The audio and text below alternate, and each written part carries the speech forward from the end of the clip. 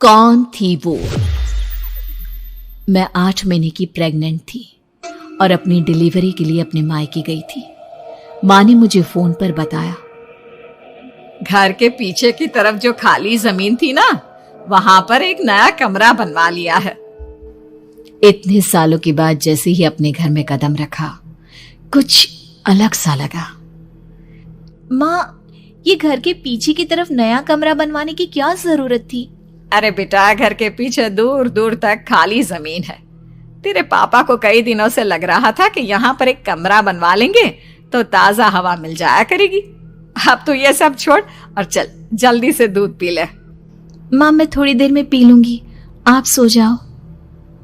मैंने दूध का गिलास उठाकर उस खिड़की में रख दिया। पता नहीं कब आंख लग गई। अचानक से खिड़की के पल्लों के खड़कने की तेज आवाज आई। दूध का गिलास धड़ाम से जमीन पर आ गिरा। जमीन पर गिरते ही दूध का रंग लाल हो चुका था। मैंने खिड़की से झांक कर बाहर देखा। चारों तरफ धुप अंधेरा था। उस अंधेरे की तरफ से कुछ आवाजें आ रही थी, जैसे छोटे बच्चे आपस में खिलखिलाकर मस्ती कर रहे हो।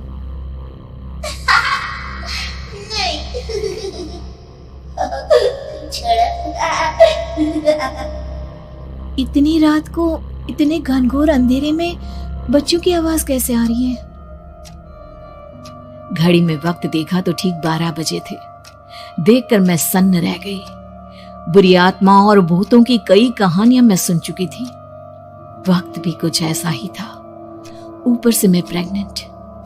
सुना था कि ऐसे वक्त में अक्सर बुरी आत्माएं औरतों का पीछा करती है, तो क्या मेरे पीछे भी? पसीने से तरबतर बड़ी मुश्किल से, जैसे कांपते हाथों से मैंने उस खिड़की को बंद किया। जल्दी से जल्दी उस कमरे से बाहर निकलकर माँ के पास जाने के बारे में सोचा, लेकिन जैसे ही दरवाजे की तरफ पलटी, लगा कोई साया हवा की स्पीड से दरवाजे के सामने से गुजर गया। मेरे गले में अटक कर रह गई। मैं जोर से चीख कर माँ को बुलाना चाहती थी, लेकिन वो आवाज खुद मेरे कानों तक नहीं पहुंच पा रही थी। तो माँ तक कैसे पहुंचती? खिड़की के पल्ले एक बार फिर तेज हवा के झोंके से धड़ाम करके खुल गया और पूरी ताकत से मैं चीख पड़ी। जानती थी मेरी चीख की आवाज सुनकर कुछ ही सेकंड में माँ वहां पहुंच जाएगी, लेकिन ऐसा कुछ हुआ ही नहीं। मेरा कलेजा डर के मारे फटा जा रहा था। आखिर माँ ने मेरी आवाज क्यों नहीं सुनी? इतनी गहरी नींद में तो माँ कभी नहीं सोती।